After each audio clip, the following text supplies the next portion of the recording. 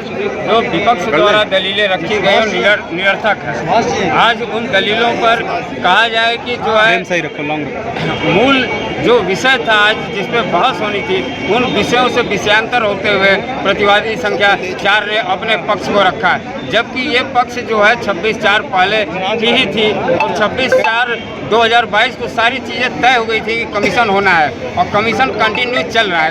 Commission जो है 1.5 दिन लगभग 1.25 दिन चला है, उसको बाधित अब कैसे आप कैसे रोक सकते हैं? किसी प्रावधान के तहत नहीं है, ये कोई प्रावधान सीपीसी में नहीं कि जब तक जो है कमीशन कंप्लीट ना हो तब तक आप उसको नहीं रोक सकते हैं। लेकिन प्रतिवादी आज भी फिर उसी पे अड़े हैं, जबकि हमारा तो ऑलरेडी माननीय न्यायालय ने आदेश कर दिया है। सारे पक्ष सुनने के बाद न्यायालय ने कल के लिए आदेश को सुरक्षित रख लिया है। जो कोर्ट कमिश्नर को या रहेंगे क्या, इस पर क्या रहा? अब निर्णय कल न्यायालय को लेना है। हम लोगों की तरफ से कोई दिक्कत नहीं, अभी जब कुछ हुआ ही नहीं, अभी तो समझिए रिपोर्ट भी नहीं आई, बहुत जो है कमीशन अभी सुचारू रूप से आगे भी नहीं बढ़ा है, एक कदम भी नहीं, केवल बाहरी दीवारों को हम लोगों ने केवल जो है वीडियोग्राफी किया है। जब अभी कुछ हुआ ही नहीं तो उस पर रोक लगाने की बात, या वो निष्पक्ष नहीं है वाइस रैंक कमिश्नर, ये आपने कैसे तय कर लिया? ये तो रिपोर्ट जब कमिश्नर अधिवक्ता प्रस्तुत करते न्यायालय में तब आप रखते कि भाई ये सही इन्होंने किया कि गलत किया है, ये निष्पक्ष हैं, वाइस्ड हैं कि नहीं हैं।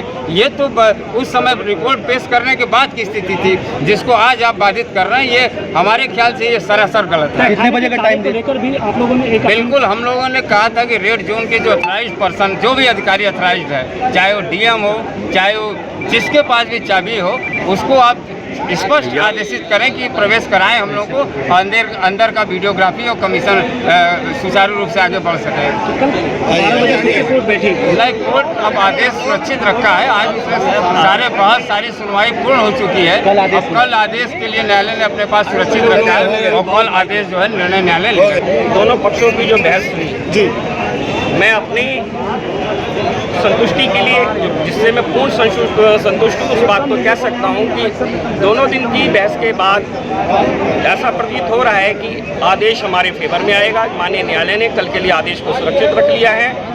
न्यायालय से प्रार्थना की गई थी कि एडवोकेट कमीशन की कार्रवाई न्यायालय अपनी देखरेख में, यानी माननीय न्यायाधीश स्वयं उपस्थित होकर कार्रवाई को करें, और संभवतः में जहाँ तक मुझे विश्वास है ऐसा ही आदेश पारित होगा। जो कोर्ट कमिश्नर को उनके पक्षपात को लेकर आरोप लगा था, उसको लेकर क्या? जी, उसी के ऊपर पिछले 2 दिनों से बहस चल रही थी। उसी विषय का निस्तारण माननीय न्यायालय से करवाने के लिए निवेदन किया गया है और दोनों पक्षों की सहमति है कि माननीय न्यायालय स्वयं उपस्थित होकर कमीशन की कार्रवाई को संपन्न करवाए। आज कोर्ट रूम में जो है 61 गा पे सुनवाई हुई और उसके ऑब्जेक्शन जो थे वो दाखिल किए गए और उस पर स्टेट की तरफ से भी जो आए उसको भी रखा गया। सबके एक साथ सब पे सुनवाई हुई और सब सुनवाई करने के बाद कोर्ट ने इस नतीजे पर पहुंची कि अब सब पूरी कंप्लीट सुनवाई हो चुकी है।